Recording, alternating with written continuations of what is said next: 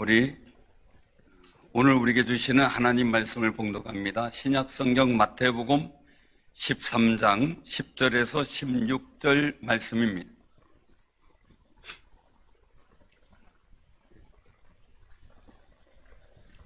마태복음 13장 10절에서 16절 말씀 봉독하겠습니다.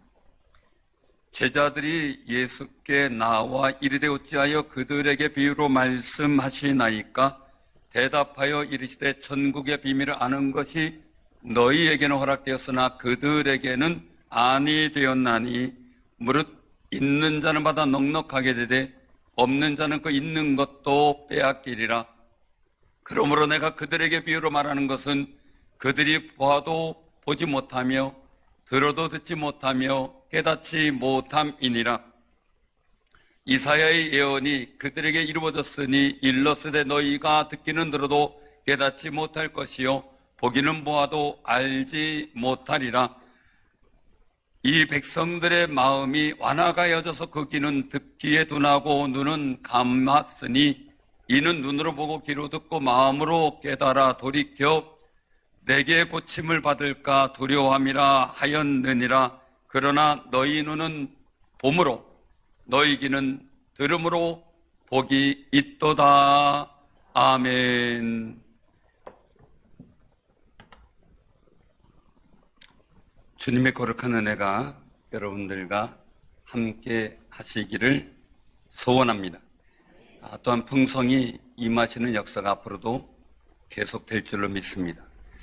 이 속에서 하나님의 사랑은 우리가 측량하지 못하죠. 그러나 그 사랑으로 우리를 바라보시는데 하나님의 사랑은 말씀에 잘 나타나 있습니다.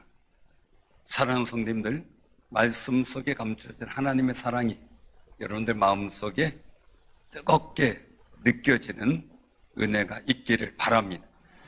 그 일들을 위해서요 우리가 나아가야 될 일들이 있는데 그것은 바로 복된 경건의 삶을 통해서 하나님 보시기에 아름다운 신앙의 코디를 늘 하며 살아가는 귀한 삶이 되시길 바랍니다.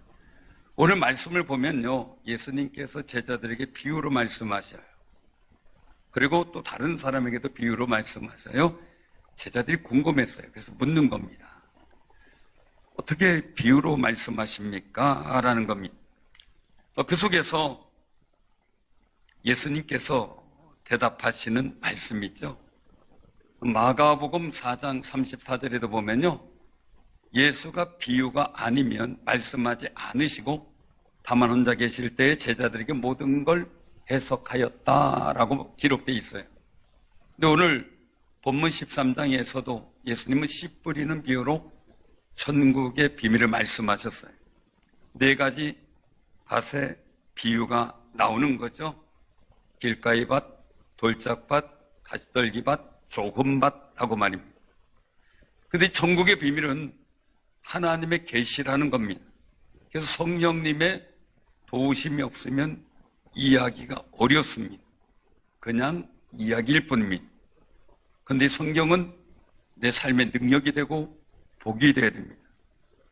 하나님의 계시는 하나님께서 인간을 위해 하나님 자신과 그리고 또한 하나님의 거룩한 목적과 그렇던 프로그램과 계획을 하나님께서 밝히 드러내 보여주시는 것, 또 하나님께서 거룩한 창조의 지식을 사람들에게 밝혀 드러내 주시는 것, 그 계시입니다.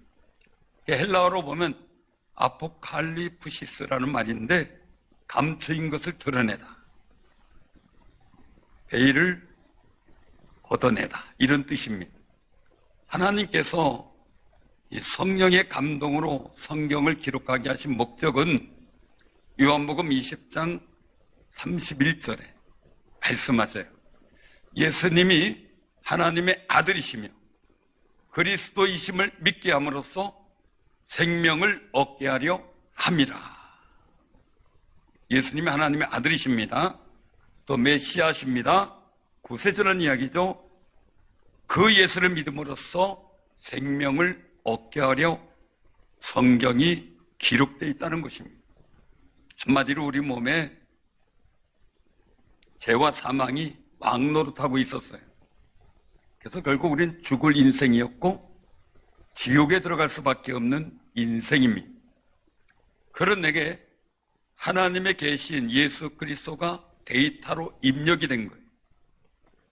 그러면 내 안에 예수 그리스도께서 왕이 되시기 때문에 생명의 주여 우리 온전케 하시는 주께서 죄와 사망을 몰아내고 의와 생명을 지닌 존재로 변화시켜 나간다는 겁니다. 여러분들 예수 안에서 변화되어진 존재라는 사실을 믿음으로 확신하며 사는 승리자들 되시길 바랍니다. 사단은요, 항상 이 복음의 진리 데이터 외에 다른 유사 데이터를 우리에게 입력시키려고 해요. 성경을 해석한다면서 예수님을 믿는 것 외에 다른 이름이나 다른 방법을 구원의 조건으로 말한다면 이단입니다. 그래서 영생을 얻지 못하죠. 왜요? 하나님께서 제시하신 것은 예수 믿는 방법 외에 다른 일이 없기 때문입니다. 아유, 하나님의 나라에 들어가는 조건은 누가 뭐래도 하나님이 정하시는 거죠. 성령을 통하여 얻어진 영생의 믿음이 아니라 어둠의 영인 미혹의 영에 의해서 생겨진 멸망의 믿음의 데이터가 있으면 안 된다는 이야기입니다. 아담과 하와도요, 하나님이 주신 말씀의 데이터가 있었죠. 그런데 사탄이 주는 속삭이는 데이터를 마음에 입력했어요. 그래서 선악을 알게 하는 나무의 열매를 쳐다도 보지 않았는데 이상하게 보암직, 먹음직스러운 유혹을 받게 되죠. 왜요? 마음의 데이터가 잘못됐어요. 그래서 결국은 죄를 범하고 영생 없는 존재로 변질되고 말았어요. 본문 13절을 보면 믿지 않는 자들은 성경을 보아도 보이지 않고 들어도 듣고 깨달을 수 없대요. 한마디로 데이터 파일이 에러가 걸려서 열리지 않는 거예요.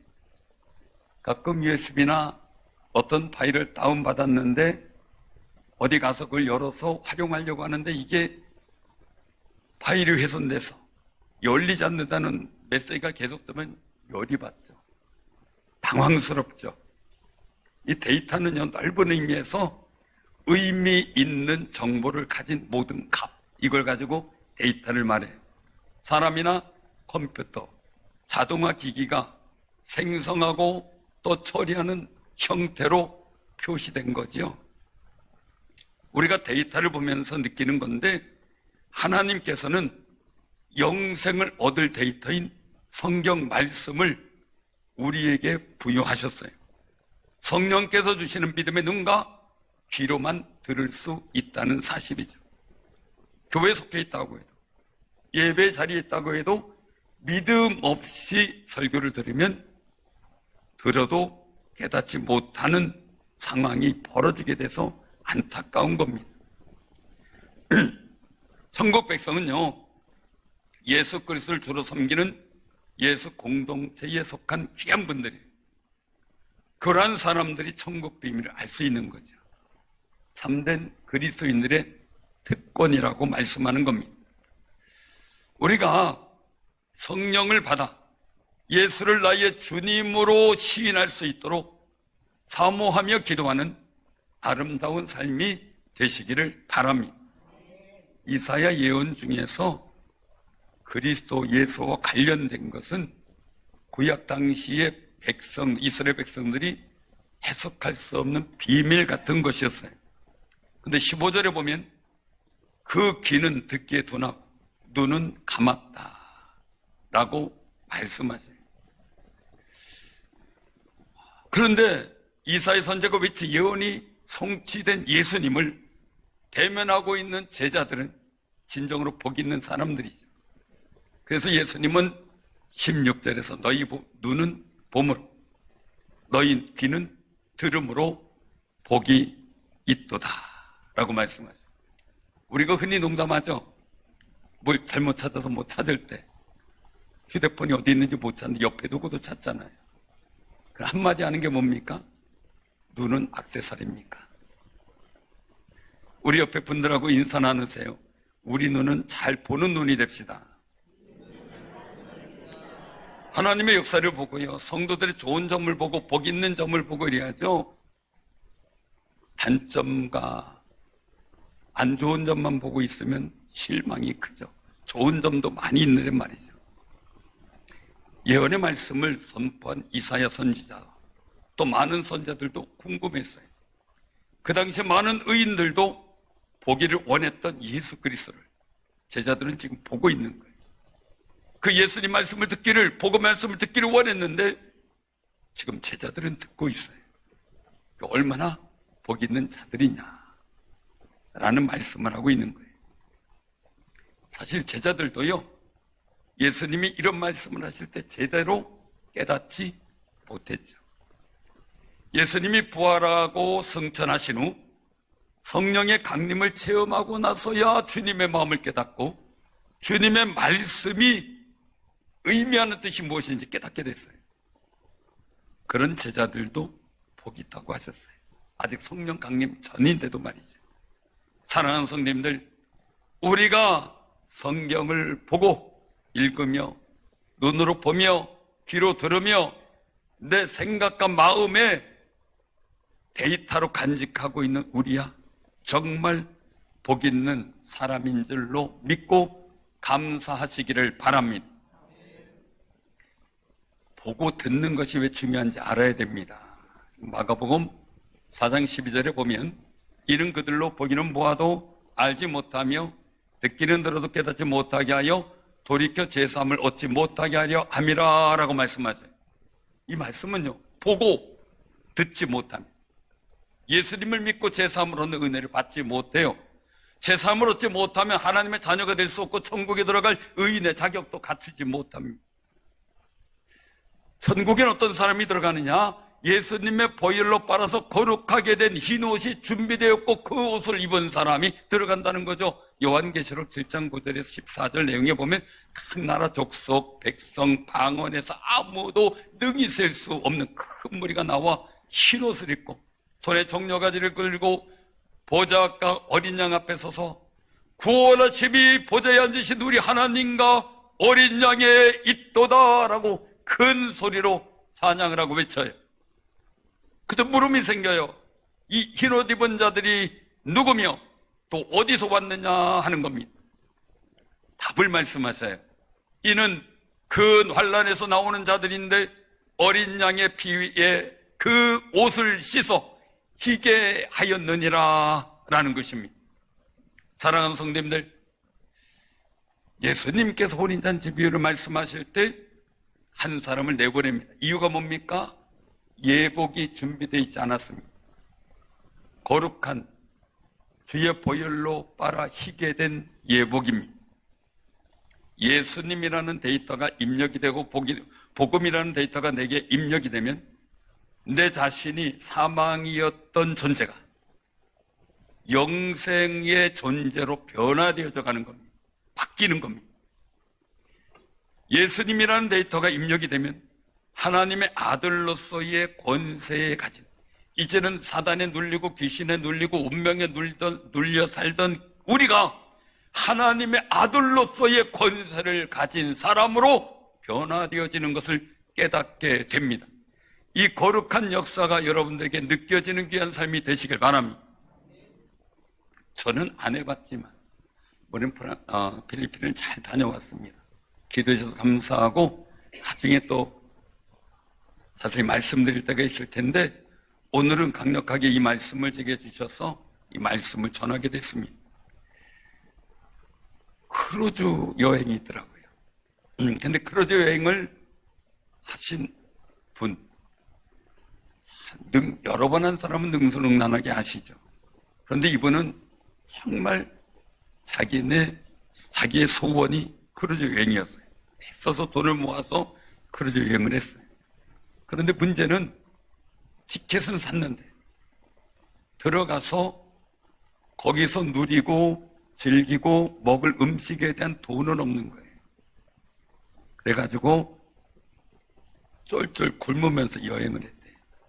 그래도 내가 크루즈 타고 여행하는 게 어디야. 그리고 여행이 다 끝나갈 무렵 깨닫게 됐대요. 알게 됐대요. 그 티켓이 있으면 모든 식사가 무료고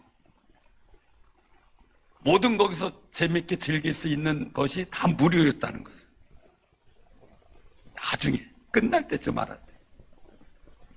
그동안 억울한 거죠. 그걸 못 누리고 그냥 쩔쩔 굶고 있었으니 말입니다. 사람들은 즐겁게 다니는데 한쪽 배기퉁이에서 눈치만 보고 있었으니 말입니다. 사랑하는 성도님들, 우리가 꼭 기억하시 바랍니다. 투숙객 무료 식사 제공, 이게 내 데이터에 입력이 되지 않아서 생긴 해프닝이죠. 우리가 예수를 믿는 데이터가 제대로 우리 마음에 입력이 되면, 우리 생각에 입력이 되면, 우리는 땅의 자원만을 가지고 사는 게 아니라 하늘의 자원을 이용하여 이 땅에서 하나님을 영광스럽게 하는 거룩한 존재로 살아가는 귀한 존재로 부름받았다는 사실을 확신하게 돼요. 그럼 하나님의 자녀가 되는 권세 속에 기도의 권세가 있잖아요. 그 기도의 권세를 통해 하늘의 자원을 누리게 되는 거죠. 만약에 여러분들 자녀들이 여러분들 집에 들어와서 한쪽 귀퉁이에 앉아가지고 눈치 보며 밥 먹고 엄마 밥 달라고도 제대로 못하고 그러면 여러분들 마음이 어떻겠습니까? 예배 드리는 동안에도 우리가 삶을 살아가는 동안에도 예수 그리스도를 통하여 부유해 주신 귀한 권세와 은혜를 못 누리고 그냥 세상에 눌려 살아가고 있다면, 지고 기죽어 살아가고 있다면 하나님께서 얼마나 가슴 아프실까? 나를 보고 주님이 기뻐하실 수 있는 거룩한 존재로 변화되어지기를 소원하는 귀한 삶이 되시길 바랍니다. 사실 데이터는요, 단순한 사실에 불과해요. 근데 일련의 처리 과정에 따라서 특수한 목적에 소용되는 정보를 만들기 위한 재료, 즉 자료로 사용되고요. 또 더 나은 것을 추구할 수 있는 귀한 데이터 자료가 되는 거죠. 그래서 이 데이터를 통해 만들어진 정보는 또 다른 정보를 만들어가는 더 좋은 고급적인 가치를 생산해 내게 되는 거죠. 이런 글이 있어요. 한번 따라해 보세요. 생각을 바꾸면 행동이 바뀌고, 행동을 바꾸면 습관이 바뀌고, 습관을 바꾸면 인격이 바뀌고, 인격이 바뀌면 인생이 바뀐다. 아멘. 근데 이게 미국의 하버드 대학교 교수였던 윌리엄 제임스 교수가 남긴 말이에요. 심리학 교수인데, 물론 이것은 기반은 성경 속에 이미 다 담겨져 있는 걸 정리해 놓은 이야기죠. 마태복음 4장 17절에 보면 예수께서 회개하라, 천국이 가까웠느니라 라고 전파하셨어요. 내 생각이 회개라면 천국이 보이고 들어가게 된다는 거예요. 내 생각이 회개하면 행동이 바뀌고 습관이 바뀌어요. 그런데 아무리 들어도 회개하는 행동이 없으면 천국이 보이지 않아서 들어갈 수가 없다는 겁니다. 사랑하는 성도님들, 회개해야 생각이 바뀌기 때문에 보이는 것이 달라져요. 가만히 보면요, 실패하는 사람들은 자꾸 실패하는 것이 좋아 보여요. 저 길로 가면 실패하는데 그게 좋아 보여요. 왜? 생각이 안 바뀌었어요. 우리가 생각을 바꾸면 행동이 바뀌고 라고 하는 말을 생각해 보면 생각하는 것, 행동하는 것 중간에는 여러 상황이 있다는 거죠. 우리가 흔히 말하는 것 중에 하나가 뭡니까? 다이어트 해야지. 그거죠?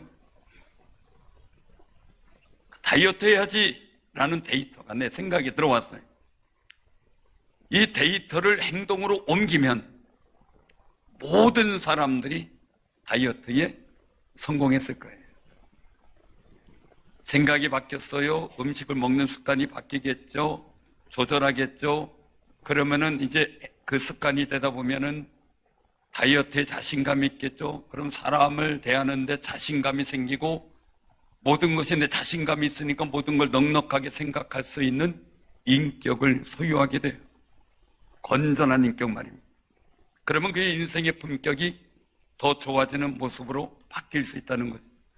다이어트 그랬다는 게 아니라 다이어트하는 데이터를 가지고 내 생각과 행동이 바뀌고 습관이 바뀌고 할 때 나타나는 현상들입니다.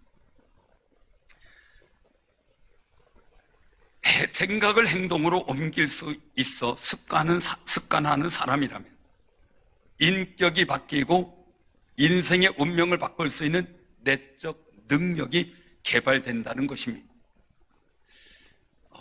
때로는 생각이 죽게도 할 수 있다는 사건이 한 책에 수록이 되어 있습니다. 차동엽 신부님이 쓴 책입니다. 어떤 기차 역무원이 화물을 확인하기 위해 냉동 컨테이너 안에 들어갔어요. 근데 실수를 해가지고 문이 닫혀버리는 거예요. 냉동 컨테이너 안에서 못 열게 돼 있답니다. 그런데 그 다음날 그 역무원이 얼어 죽은 채로 발견됐습니다. 그런데 밝혀진 내용은 어제 오늘 컨테이너 안은 냉동 장치가 전혀 작동되지 않았다라는 결론입니다. 그 역무원은 냉동 컨테이너 안에 있다는 생각 때문에, 그 데이터 때문에 사로잡혀 지레 겁먹고 심장마비든 뭐든 죽게 된 거죠. 죽을 거라는 판단 때문에 말입니다. 시크릿이라는 책에 등장하는 모리스 굿맨이라는 사람이 있습니다. 기적의 사나이로 불려요. 이 모리스 굿맨은 비행기 사고로, 항공사고로 온 몸이 마비되고 눈꺼풀만 움직이는 상황이 됐어요. 의사들의 결론입니다. 그에게 들려진 데이터에 평생 식물인간으로 살아야 합니다 라고 진단을 했어요. 그런 전문가들의 데이터 내용을 듣고 이 모리스 굿맨은 아무런 생각도 없이 아랑곳하지 않고 자기는 자기의 마음과 생각의 데이터를 입력해요. 나는 완쾌되어 병원을 걸어 나간다.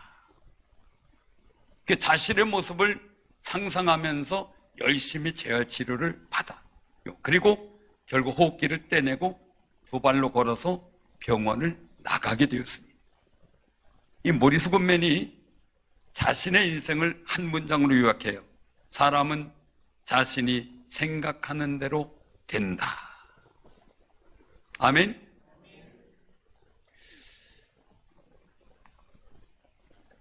이런 일이 왜 모리스 굿맨에게만 일어날까요? 아니죠? 그가 신앙이 있는지 신앙이 없는지 잘 모르겠습니다. 그러나 중요한 거예요. 하나님이 여러분들과 함께 하시고 여러분들 아버지가 되시고 하나님이 도와주신다고 하는 여러분들에게 이보다 더 큰 일이 일어나기를 바랍니다.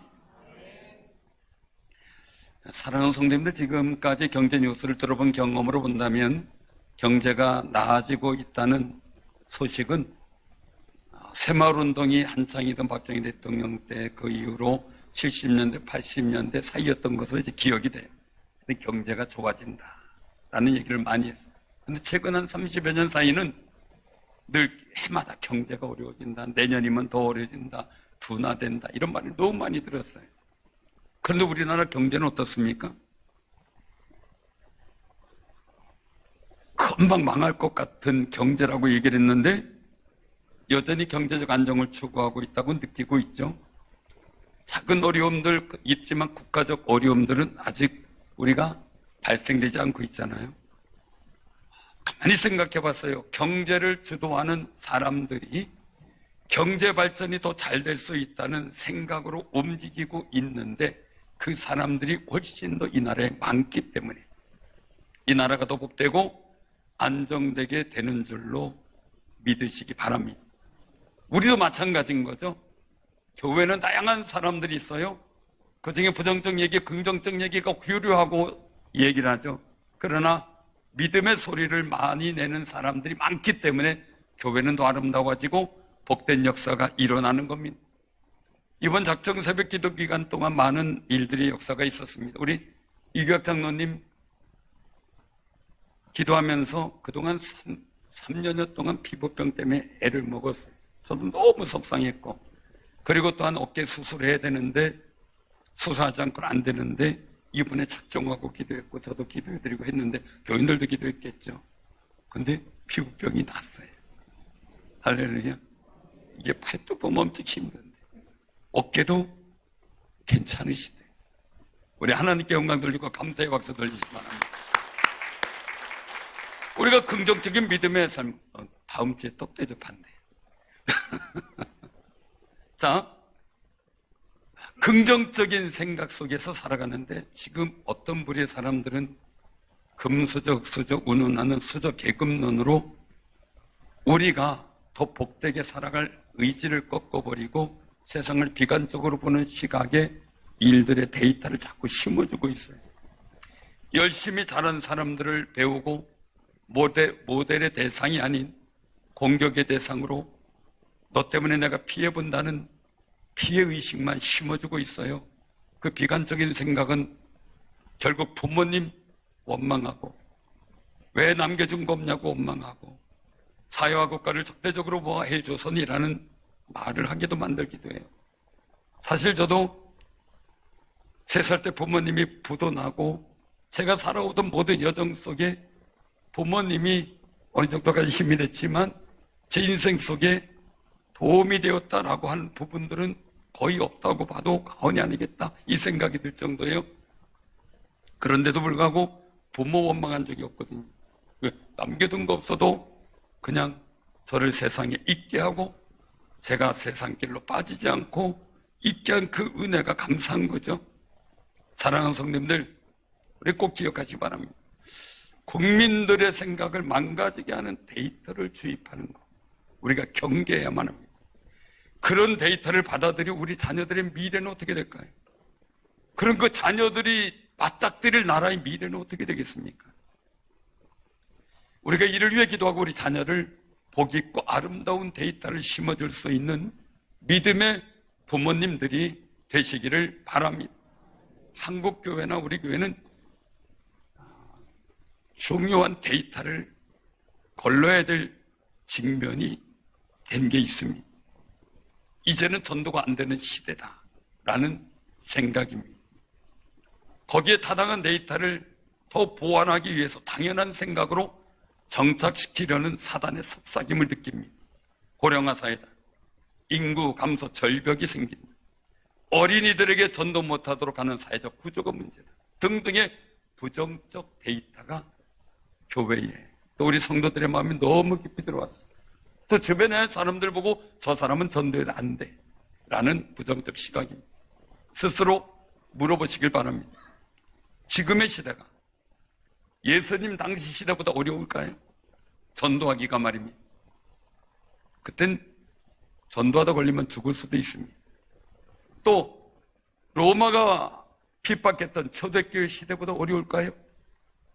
감옥에 가도 순교를 해도 복음의 전도는 그치지 않았죠.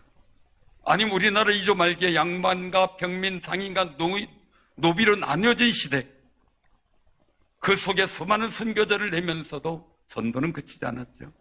모진 핍박과 방해를 일삼은 일제강점기 때도 지금보다 훨씬 더 어려울 겁니다. 그래도 그 시대에 전도의 불길이 뜨거웠습니다. 평양에서 시작된 전도부흥은 목포까지 부산까지 도시락도 없이 전도하러 다니는 사람들의 발걸음이 끊이지 않았습니다. 어떤 사람들이 차별금지법이나 동성애 허용을 법으로 만들어서 기독교 행동을 옥죄고 전도 못하게 하여 기독교가 약해지려고, 약하게 만들려고 하는 의도가 실행되고 있는 것도 사실입니다. 이거 우리나라만이 아니라 전 세계적으로 득세하고 있는 그런 상황들입니다. 우리의 생각의 데이터는 성경 말씀에서 찾아야만 합니다. 그리고 우리의 생각을 훼손하고 우리의 데이터를 훼손하는 이런 일들을 하는 사람들이 스스로 무너지도록 기도해야만 합니다.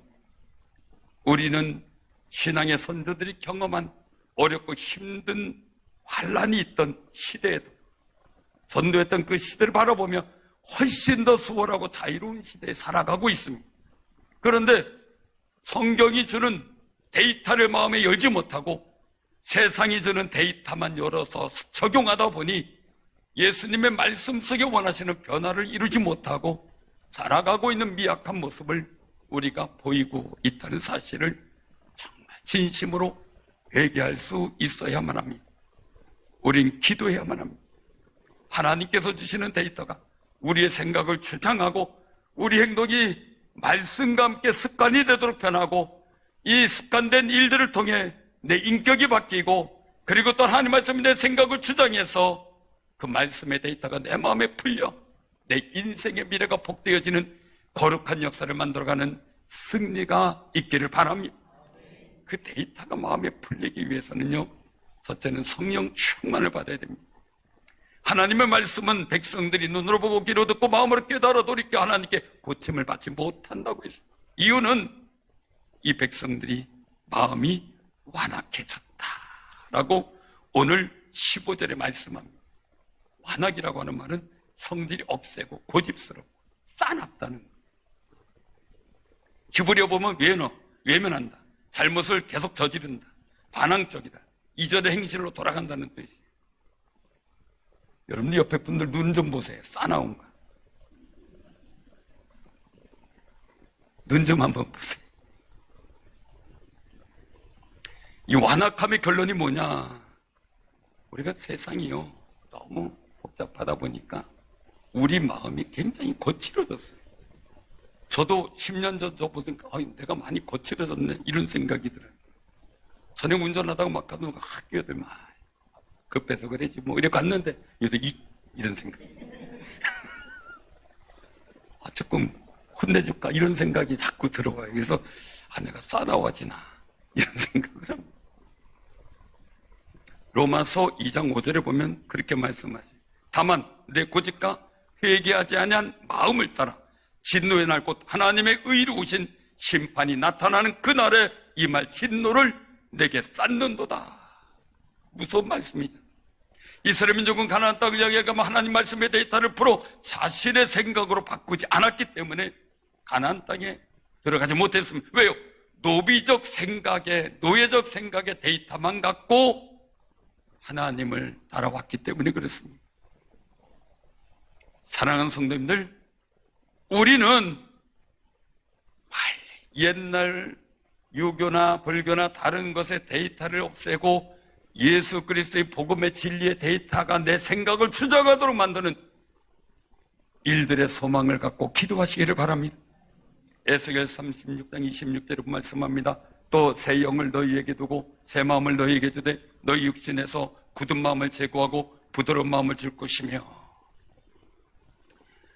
주님의 좋은 밭은 부드러운 밭입니다. 돌짝밭도 아닙니다. 가시떨기밭도 아닙니다. 길가의 밭도 아닙니다. 좋은 밭입니다. 좋은 밭은 흙이 부드럽죠. 사랑하는 성도님들, 우리의 마음이 하나님의 말씀의 데이터를 풀어 내 생각을 주장할 수 있는 거룩한 성령의 역사가 있어 내 마음이 부드러워지도록 좋은 밭이 되도록 주님 앞에 사모하며 기도하는 삶이 되시길 바랍니다. 예수님의 제자들도 성령의 강림을 체험하고 나서야 예수님의 말씀 속에 담겨진 그 마음과 그리고 단 예수님 말씀이 자신들의 데이터가 되어 그들의 복음 전도의 역사를 만들어 갔습니다. 성령 충만을 소망하시기를 바랍니다. 우리 중고등부 또 아동부요 아주 열심히 와서 많은 은혜가 임했다 그래요. 중고등부는 열심히 기도하는데 그냥 아이들이 너무 기도하다 보니까 교사들이 지쳤는데 아이들끼리 기도하고 그래서 방언도 터지고 많은 은혜를 받았다 그래요. 너무너무 감사한 일이죠. 우리 성도님들 더 많이 기도해 주시길 바랍니다. 두 번째는요, 믿음이 결부되어야 됩니다. 믿음이. 문제는 문제가 아니라 믿음이 문제입니다. 문제를 바라보는 시각이 믿음이 없으면 부정적 데이터에 의해서 냉동실 컨테이너 안에서 죽었던 영무원처럼 돼버릴 수 있습니다. 사랑하는 성도님들, 히브리 4장 2절에 이렇게 말씀하세요. 그들과 같이 우리도 복음 전함을 받은 자이나 들은 바 그 말씀이 그들에게 유익하지 못한 것은 듣는 자가 믿음과 결부시키지 아니함이라. 이 말씀이 믿음과 결부되리. 하나님 말씀은 좋거나가 아니라 믿음, 그대로 되기를 원하는 믿음입니다. 그 말씀대로 될 줄로 믿는 믿음입니다.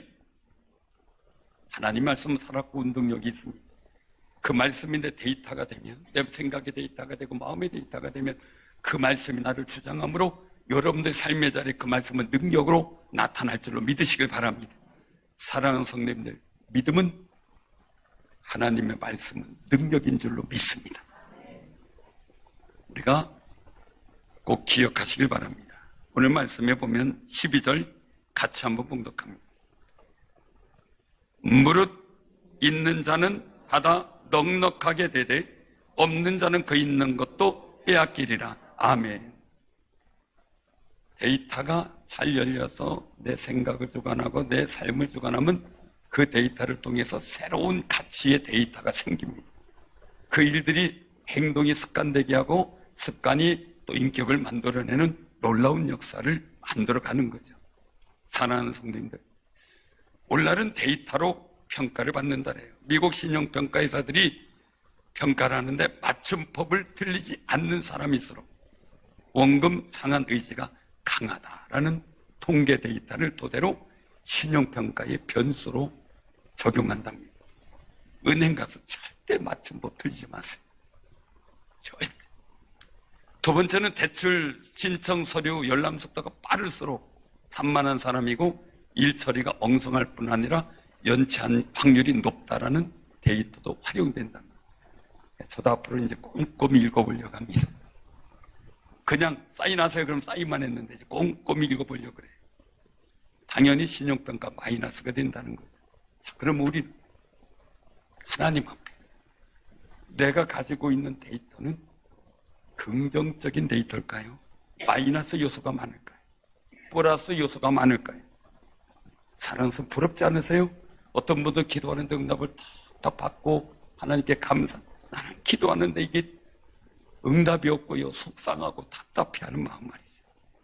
여러분들의 신앙의 데이터가 하나님 앞에 어떻게 입력될지 우리가 신경 써야 한다는 거죠.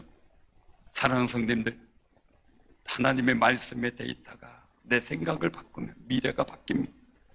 그 은혜 가운데 내가 변화되어지는 놀라운 역사를 경험해 하나님의 자녀다운 품위와 권세를 누리는 귀한 승리자들이 될 줄로 믿으시기를 바랍니다. 그 은혜가 여러분들 모든 분들에게 함께 하시기를 주님의 이름으로 축원합니다. 아멘.